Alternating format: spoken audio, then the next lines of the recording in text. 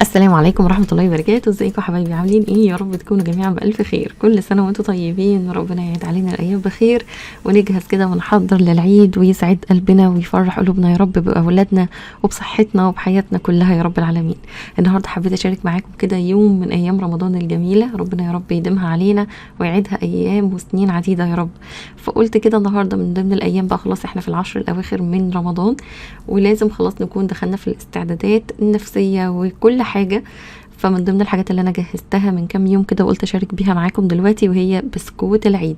النهارده هنعمل بسكوت جميل جدا جدا، مقاديره حلوه وبسيطه، سهل تحفظيها سهل تنفذيها، وكمان مش هنعمله بالزبده، النهارده هعمله بالسمنه معاكم. انا جبت كميه السمنه اللي انتوا شفتوها في فيديو المشتريات، وبصراحه كنت نيتي ان انا اعمل البسكوت بالسمنه، وعملنا كحك بالسمنه وعملنا كمان كحك بالزبده. الناس اللي ما شافتش الفيديوهات اللي فاتت تقدروا ترجعوا لها. وطبعا يعني بشكر كل الناس اللي بتتفرج على الفيديو، سواء اللي بتعمل الكحك من ورايا او النواعم العيد، او اللي بيتفرجوا من باب الفرحه وبهجه العيد. برضو انتم منورين الفيديو، يا ربنا يا رب يجمعنا دايما في الخير. اول حاجه بقى انا جهزتها كده معايا حاجه البسكوت. خلاص انا بحب دايما اشتغل الصبح بدري عشان اخلص حاجتي من اول النهار وابقى فاضيه طول النهار بقى لبقيه اليوم بتاعنا. معايا هنا كيلو من الدقيق عايرته بالميزان، ومعايا كمان ربع كوبايه من الكاستر او النشا، معايا كمان 350 جرام من السكر البودرة يعني كوبايتين، ومعايا كمان 4 بيضات، ومعايا ربع كوباية لبن، ومعايا كمان السمنة اللي احنا هنستخدمها بدل الزبدة وهي 600 من السمنه. تمام، لازم تكون ساقعه طالعه من التلاجة. وطبعا معانا البيكنج باودر والفانيليا، وده نوع الكاستر اللي انا استخدمته. مش لازم تستخدمي كاستر على فكره، ممكن يبقى نشا بداله، هيقضي الغرض وهيبقى حلو جدا. بس اهم حاجه ان احنا لازم نوزن السمنه بتاعتنا. طبعا هقول لكم المقادير بتاعتنا بالكوبايات عشان اللي ما عندهوش ميزان برضو يقدر يشتغل ويبقى عارف المكونات اللي هيحضرها جنبه ايه. واي كوبايه هتعايري بيها اي مقدار لازم يكون عندك منها نفس الكوبايه اللي هتعايري بيها الدقيق واللبن والسكر والنشا وكل حاجة يعني هتستخدميها. 600 جرام من السمنة يعني كوبايتين واربع معالق كبار. طبعا السمنة اللي انا مستخدماها مطلعاها من التلاجة، فاي مادة دهنية هتشتغلي بيها سمنة او زبدة لازم حاجتك كلها تكون جوه التلاجة، تطلعيها تستخدمي منها على طول وهي في حرارة التلاجة. خلاص ما تبقاش محجرة طبعا، بس تبقى فيها برودة التلاجة، ما تبقاش سايحة. كيلو دقيق اللي انا محضراه ده، شايفين الكوبايه اللي في ايديا دي، خدت منها كوبايه واحده بس من الدقيق. تمام، عشان المقدار بتاعها يبقى مناسب مع السمنه اللي احنا محضرينها. معايا كمان على كيلو الدقيق ده، وهو حاجه اختياريه خالص، معلقتين كبار من اللبن البودره. لو مش عايزه تضيفيهم مفيش مشكله نهائي، بس يعني هو بيبقى حلو بيغذي كده، يعني المكونات كلها تبقى بتدي لون حلو كمان للبسكوته والطعم الحلو. تمام كده. اول حاجه بقى بعملها ايه؟ في العجان على طول حطيت السمنه، حطيت السكر، وحطيت الفانيليا. انا بحط الفانيليا في نواعم العيد على السمنه او الزبده، مش بحطها على البيض، بتثبت اكتر، نكهتها بتظهر اكتر واحسن بكتير من ان انتي تحطيها على البيض. تمام كده. اول حاجه عملتها ضربت السمنه الاول على سرعه متوسطه، بعد كده عليت السرعه خالص لحد ما بقت اللون الكريمي اللي انتوا شايفينه ده. خدتوا بالكم من الفرق ما بين لون السمنه في الاول ودلوقتي؟ سواء السمنه او الزبده اللي هتستخدميها هتبقى بنفس الطريقه دي. لازم توصلي بالماده الدهنيه بتاعتك للون الكريمي ده عشان تبداي بقى تنفذي الخطوات، لان الضرب في المكونات مش هيبقى بنفس السرعه ولا بنفس القوه زي الاول. فالضرب كله لازم يكون في الاول سمنه مع سكر مع الفانيليا. حطيت البيض بتاعي بيضه بيضه لحد ما اختفى، كل بيضه بحطها لازم تختفي كويس. بعد كده بنزل بربع كوبايه الحليب اللي هي 60 ملي من الحليب. خلاص كده ضربتهم كويس، خلاص لفه يعني لفتين 3 بالكتير، مش اكتر من كده، ما بنبالغش في الضرب بعد ما نضيف البيض واللبن. عندي بقى هنا الدقيق اللي ضايفين عليه اللبن البودره، واللي ضايفين عليه معلقه صغيره من البيكنج باودر. هبدا بقى ان انا انخل كل ده، وطبعا رشه الملح ما تنسوهاش في اي حاجه بنعملها. هنخلهم كويس جدا فوق المكونات، ولازم تتاكدي ان كل حاجه منخوله. النشا او الكاستر بيدي طعم حلو وفي نفس الوقت لون حلو للبسكوت.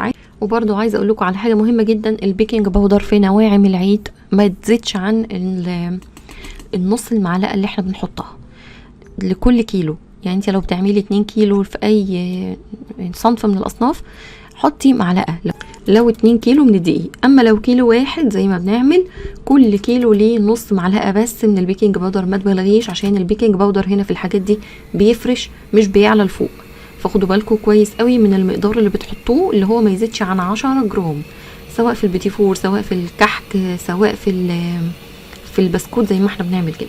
تمام. بصوا بقى على فكره الدقيق بمجرد ما بتحطوه ما بياخدش ضرب ابدا. هم اللفتين اللي انتوا شايفينهم دول انا مسرعه حاجه بسيطه جدا الجزئيه دي، بس انا فعلا ما قلبتش اكتر من التقليبه اللي انتوا شايفينها دي. قوام البسكوت بيديكي ملمس دهني في ايديكي، لكن برضو ما بيلزقش في ايدك، وفي نفس الوقت ما هواش عجينه متماسكه قوي، عجينه لينه الى حد كبير بس ما بتلزقش، يعني ما بتسيبش بواقي عجين في ايديكي. واخدين بالكم ازاي؟ مش مرهميه يعني.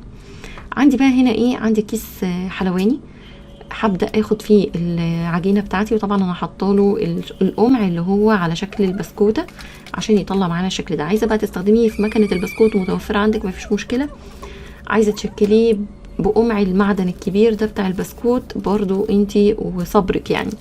المهم الصينيه اللي انا هستخدمها مش دهناها اي ماده دهنيه خالص خالص خالص. العجينه سهله انها تطلع من الكيس، يعني لينه مطيعه في ايديكي، ما هياش صلبه ولا قاسيه ولا يعني بتحتاجي مجهود جبار عشان تنزليها، لا يعني بتعمل مجهود بس مجهود متوسط. وفي نفس الوقت العجينه سهله التشكيل. هوريكم دلوقتي واحده مثلا جيت حطيتها اتقطمت مني، شلتها بمنتهى سهوله من على الصينيه، ما بتسيبش مكانها اثر عجين، بتسيب مكانها اثر دهني بس مش اثر عجين. واخدين بالكم ازاي؟ هتاخدوا بالكم دلوقتي من الفرق عشان تبقوا عارفين قوام العجينه اللي انتوا شغالين بيها تمام ولا لا. وفي نفس الوقت برضو اهم حاجه في موضوع السكر بالذات في النواعم العيد لازم يكون متقدر صح، عشان اي زياده فيه برضو بيفرش معاكي نواعم العيد. خلاص كده، سواء بيتي فور او بسكوت او سابليه او ايا كان اللي هتستخدميه، لان دي مقاديرها ثابته. الحاجات دي بتبقى لازم بنسب، عشان لو زاد منها اي حاجه او نقص بتغير تماما من تركيبه العجينه نفسها. اهم حاجه بقى قبل ما تشتغلي لازم تكوني، او قبل ما تشكلي بالذات، لازم تكوني مسخنه الفرن بتاعك كويس جدا، وعندك امكانيه ان انت تقللي الحراره. الحاجه كمان المهمه جدا جدا في تسويه نواعم العيد وخليها ثابته عندك ما تحركيهاش، وهي صاج الفرن او شبكه الفرن اللي هتسوي عليها لازم تكون اعلى رف من فوق، لان احنا بنسوي دايما على العين اللي تحت او لهب الفرن اللي من تحت. فعشان تسوي كويس والحاجه تطلع معاكي مظبوطه في التسويه، لا ملسوعه ولا نيه من الجوه، لازم الشبكه بتاعتك تكون على اعلى رف من فوق، يعني بعيده كل البعد عن النار من تحت.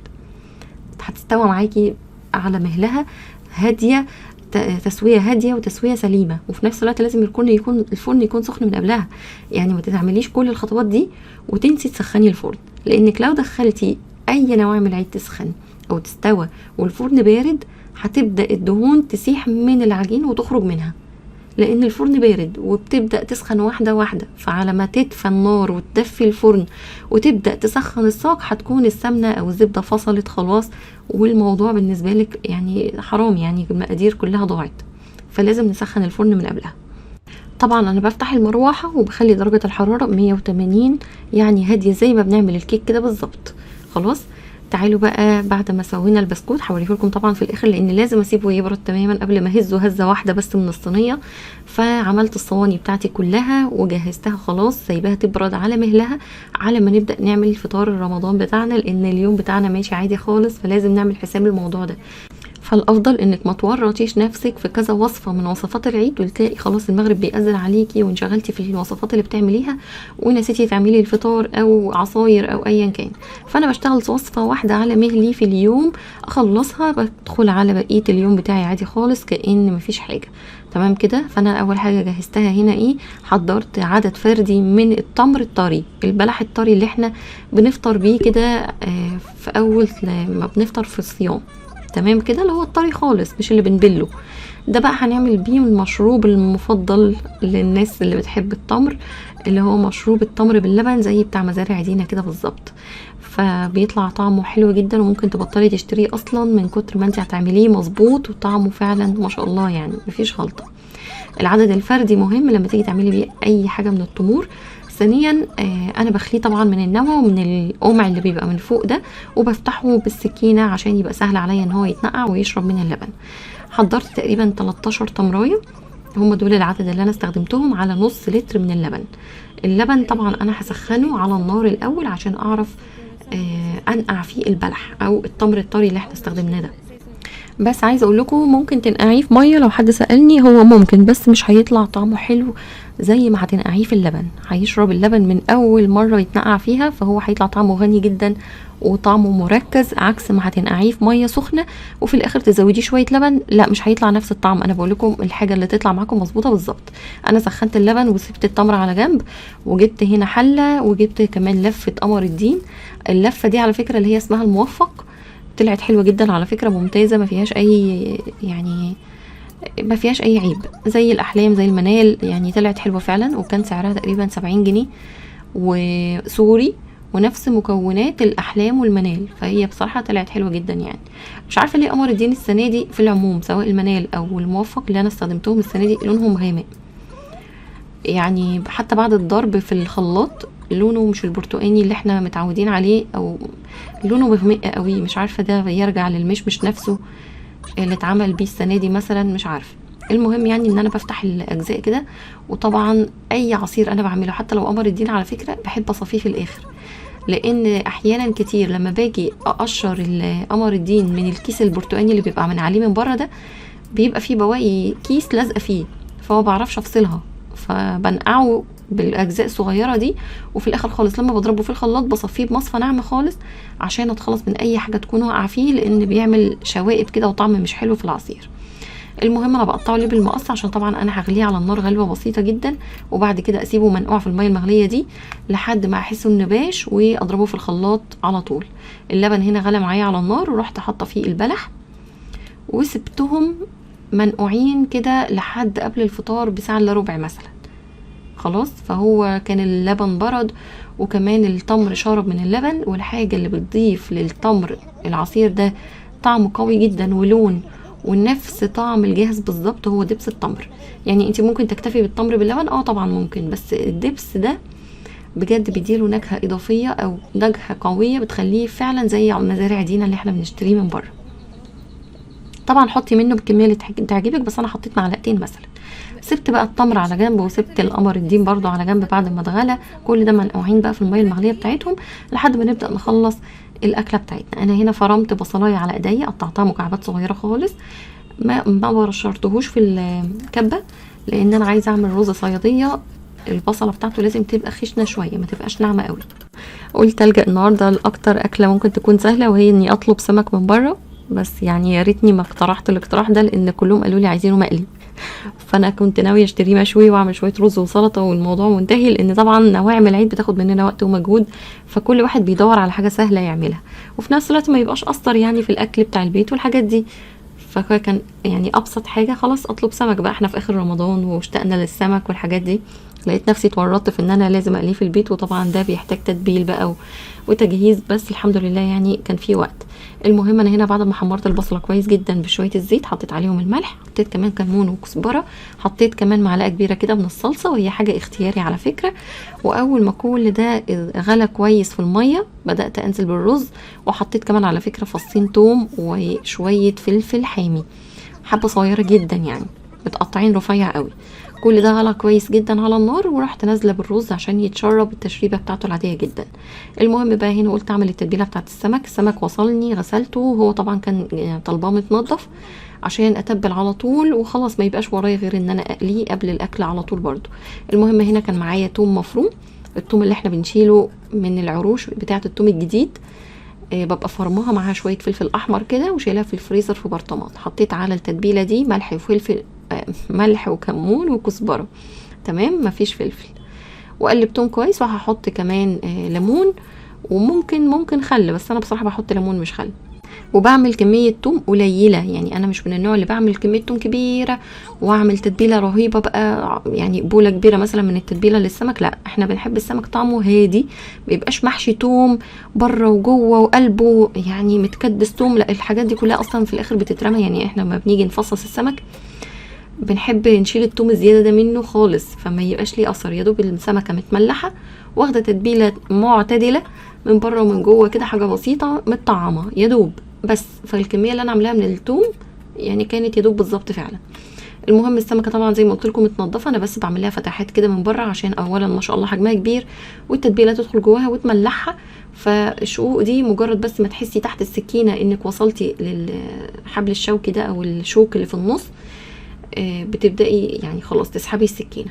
وبعملها من على الناحيتين وبتبلها بره وجوه كده ومن الخطوط دي وخلاص. حتى مش بحشيها توم بقى، يعني في ناس بشوفها بتحشي توم من بطن السمكة كأنها كده بتحشي رز جوه الحمام.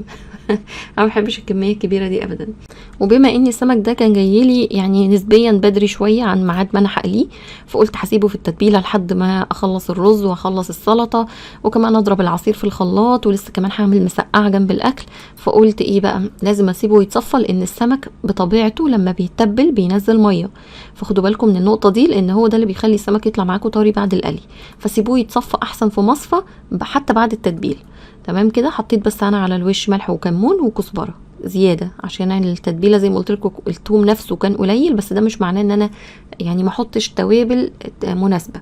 سبته بقى على بطنه كده عشان بطنه هي اللي بيبقى فيها الميه كلها، لان اول ما بتشم الملح بتبدا ان هي تنقط كده نقط خفيفه من الميه. فسبته بقى على جنب بالمصفى بتاعته وجبت البتنجان بتاعي وهنبدا نعمل مسقعه تحفه. يعني دي احنا دايما بنعملها على فكره في اسكندريه جنب السمك. ما هي مش مسقعه، هي بتنجان بالصلصه، ما اسمهاش مسقعه عندنا، اسمها بتنجان بالصلصه. بتطلع تحفه ولما بتبقى حاميه بتبقى خطيره. وبنعملها جنب السمك على فكره، والله طعمها فعلا تحفه وبتليق مع السمك جدا. المهم انا قطعت هنا البتنجان شرايح رفيعه وهقليه عادي في الزيت على فكره، لانه وحشني جدا جدا البتنجان المقلي في الزيت. يعني انا بقالي كتير كتير كتير قوي بعمله طول الوقت في القلايه، مش كتير، هو طول الوقت بعمله في القلايه. فقلت بقى لا يعني احنا في رمضان وبتاع نعمل اللي نفسنا فيه عشان الواحد ياكل بمزاج كده. وطبق البتنجان ده لما بيفيض لتاني يوم بيبقى تحفه. انا ممكن افطر بيه كده بالعيش وخلاص واكتفي بيه. الواحد بيشتاق اصلا الحاجات اللي فيها كده طعم ونكهه وحرشه كده. حضرت بقى حاجه السلطه عملتها كمان وخدت مني وقتها وخلاص. حسيت الوقت بيجري فعلا، قلت لا لازم اعمل العصاير عشان تلحق تسقع، وما لحقتش قوي بصراحه. بس يعني كنت بقى بجري ورا نفسي فعلا في اللحظه دي، كان فاضل تقريبا ساعه الا ربع كده وخلاص لازم كل حاجه تبقى جاهزه. المهم ضربت قمر الدين بشويه ميه مش كتير عشان انا بحبه مركز، لو احتجت منه في التلاجة اخد منه اخفف على طول، لكن انا مش بخفف الكميه مره واحده بالذات لان انا عامله اللفه كلها. فانا قعدت اللفه كلها فاكيد يعني مش هنشربها في يومها كلها لاني بعمل عصاير تانية جنبها. اخدت شويه بس على لتر الا ربع من الميه وهقلبهم، وممكن تسكريهم وتحطيهم في ازازه.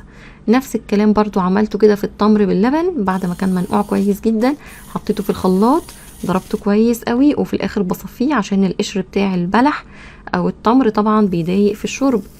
اخدت بقى البتنجان في نفس ذات الوقت، كل ده والله فعلا في نفس واحد. عملت البتنجان قليته وكنت محضره صلصه المسقعه. يعني عايزه اقول لكم ان انا عملتها في منتهى السرعه، انا لو كنت صورت خطوه خطوه في اللحظه دي كان زماني كلنا في العشاء. والله ففي حاجات يعني ما صورتهاش عشان خاطر بتطول معايا جدا، ومن غير تصوير بعرف اعمل كذا حاجه في وقت واحد، لكن التصوير بستنى خطوه خطوه عشان تظهر معاكم، فده الموضوع بس. المهم عشان حجم السمكه ما شاء الله كبيره، فالطاسه كانت يدوب على قد واحده بس، فقليت واحده واحده وده عطلني زياده. وبس يعني الحمد لله غرفنا السلطه وغرفنا البتنجان بالصلصه، ما حطيتش فيه بطاطس ولا حاجه، هو كده بتنجان بالصلصه بالخل بالشطه، طعمه وريحته تحفه. وغرفنا الرز كمان اهو، وحطيت كمان السمك كان اخر حاجه طلعتها من على الزيت. وكده الحمد لله بفضل الله يعني اكلنا كان جاهز، وصبيت العصاير وبس كده. الاكل كان سريع، مش سريع قوي يعني مش هنضحك على بعض. بس يعني الحمد لله انجزته. وقولوا لي بقى انتوا عملتوا سمك ولا لا في رمضان، لان في ناس يعني ممكن تاكل السمك ده اخر يومين في رمضان مثلا، ممكن ناس ما تاكلش سمك خالص في رمضان، وفي ناس ما شاء الله يعني عادي السمك بالنسبه لها وجبه بتتاكل في رمضان زي غير رمضان، فمن اول اسبوع بياكلوا سمك عادي جدا. احنا بالنسبه لنا خلاص كانت يعني اول مره ناكله في رمضان هي المره دي. المهم بقى بعد الفطار قلت بقى كده اجيب الصواني بتاعتي، هما كانوا ال5 الصواني دول، وطبعا لازم يعني تسيبي مسافات شويه وانتي بتشكلي عشان كل بسكوته كده تبقى مرتاحه. و عايزه اقول لكم ان ما خدش مني وقت في الفرن خالص، يعني تقريبا كل صاج قعد من 12 ل 15 دقيقه، ما بيطولش عن كده لان بيتحرق بسرعه او بينشف. والبسكوت ونواعم العيد عموما لما تيجي تطلعيها من الفرن ما تطلعيهاش وهي مقرمشه جوه الفرن، لا لازم تبقى طالعه طريه، يعني العجين بتاعها تحسيه كده لسه ما استواش بس القوام بتاعها طري. تمام، لان اول ما بتشم الهواء المفروض خلاص تكون اخدت القرمشه بتاعتها او يعني دخلت في السوى الكامل بتاعها. لو استنيتي على البسكوت يطلع لك مقرمش من الفرن خلاص هتلاقيه كله محروق، او مش محروق بس خلاص فقد كل النعومه بتاعته جوه الفرن. فخليكي حريصه، الحاجات دي لازم تبقي قاعده لها فعلا حرفيا، يعني ما تقوميش من جنبها لحد ما تخلص جوه الفرن، وبعد كده اطفي عليها وارتاحي بقى بعدين وكل حاجه. المهم دي البسكوته بتاعتنا، مش قادره اقول لكم هو حلو ازاي. بسكوت السمنه بجد طلع حلو جدا، لا بيفرش ولا بيزيد حجمه ولا اي حاجه. زي ما قلت لكم التزموا بالبيكنج باودر، ما تزودوش فيه. السكر نفس الكلام، ولازم يكون مطحون كويس قوي لو انت طحناه في البيت عشان ما يفرش معاكي لو هو لسه فيه حبوب يعني حبيبات سكر. بس كده، دي الكميه ما شاء الله من كيلو دقيق. ربنا يبارك يا رب لكل حد هيعمل، وتسلم ايديكم مقدما، وربنا يا رب يحسن ما بين ايديكم. يا رب يكون الفيديو عجبكم، ما تنسونيش من صالح دعائكم. مع الف سلامه حبايب قلبي.